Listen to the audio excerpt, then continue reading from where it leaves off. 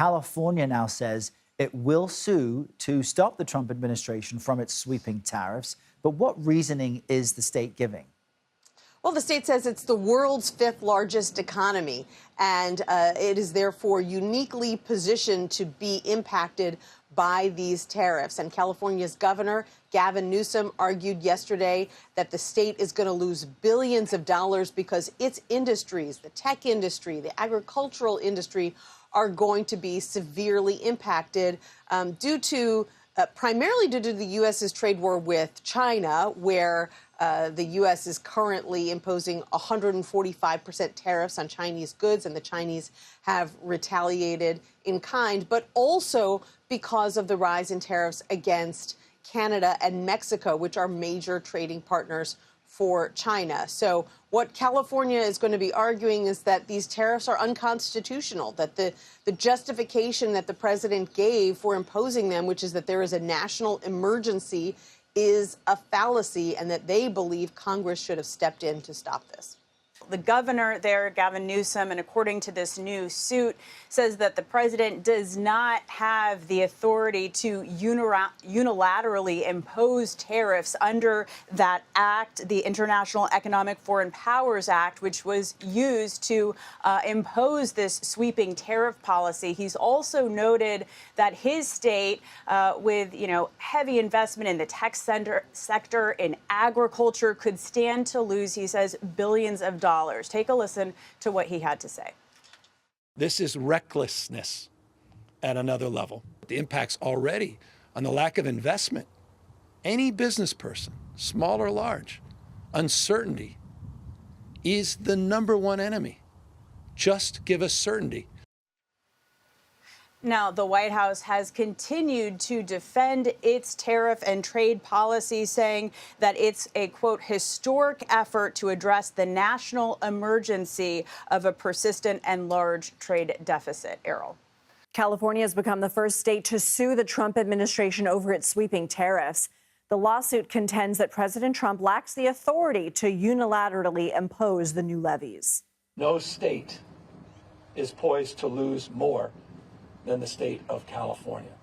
Democratic Governor Gavin Newsom argues his state, the world's fifth largest economy with industries from tech to agriculture, stands to lose billions. The White House continues to defend its tariff policy, calling it a, quote, historic effort to address the national emergency of a persistent trade deficit. The White House criticized the lawsuit, saying in part, quote, instead of focusing on California's rampant crime, homelessness, and unaffordability, Gavin Newsom is spending his time trying to block President Trump's historic efforts to finally address the national emergency of our country's persistent goods trades deficit. California Attorney General Rob Bonta joins us now. Attorney General Bonta, thank you for your time. Honored to be with you. Thanks for having me. You and Governor Newsom said Wednesday no other state will be impacted more by these tariffs. How so? We're the largest state in the nation. We're the fifth largest economy in the world. Only 3 foreign nations and the United States of America have bigger economies than us. We're the largest importer of goods of any state, the second largest exporter, and we have 40 million incredible Californians, families, workers, businesses that are impacted. California has enormous purchasing power. We are impacted as well because the costs of goods impacted by these tariffs are rising. And so there's so much at stake for us. And that's why it was important for us to move assertively, move aggressively, and move quickly. You mentioned second largest exporter, but your lawsuit points out California ranks first in agricultural exports, which totaled more than $23 billion in 2022. Where are those agricultural exports going, and what are farmers telling you? The exports are in world demand, so they go all over the world. Our 3 biggest trading partners, of course, are China, Mexico, and Canada. So there's a lot of trade between those nations. The tariffs impact those nations for sure. And the farmers, including the farmer at whose home or at whose farm we were at yesterday in Ceres, in the Central Valley in California, Christine talked about the massive impact on her family farm that she's trying to keep afloat, the existential threat to her farm and her business. And that is not uncommon. We have farmers, we have businesses, we have mom and pops, we have people with a dream who've been keeping their business afloat, who are now facing the existential threat of shuttering their doors. And these tariffs are terrible for business, even though Trump suggests that he's a great businessman. The business community wants certainty, wants predictability. They've gotten chaos and uncertainty. The American people and Californians want lower costs. That's what they screamed during last election. These tariffs are raising their costs. And by the way, they're unlawful. And they're illegal. Attorney General, why do you argue that the president cannot use the International Economic Emergency Power Act here?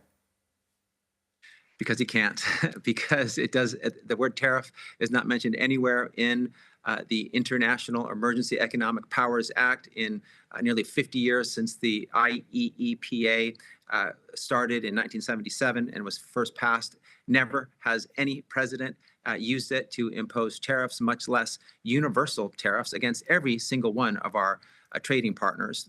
The U.S. Constitution says that the right to tax, and tariffs are taxes, rests in the authority of Congress, not the executive branch. But over the last century, there have been examples of Congress ceding its regulation authority to the executive branch. Why is this time different?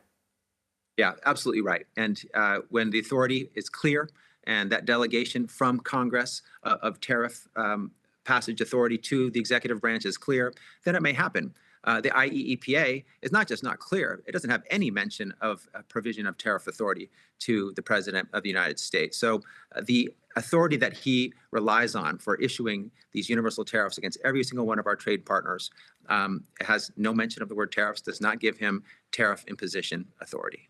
Earlier this month, Governor Newsom directed his administration to pursue new strategic trade partnerships, relationships with international partners to exempt California-made products from retaliatory measures. But your administration can't legally negotiate deals with other countries, right? So is it a company-to-company endeavor? How is that going to work?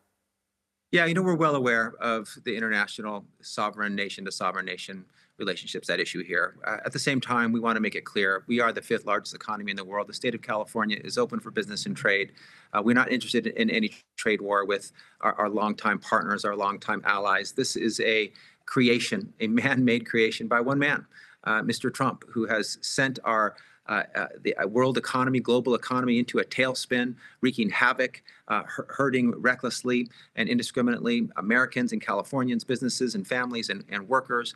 And so we want to have good relationships with our trade partners. That's why Governor Newsom, with his incredible leadership, has met with world leaders, met with leaders in Canada recently to let them know our position and our posture is to continue to have great trade relationships with them as we have had. Have you for had decades. any success yet?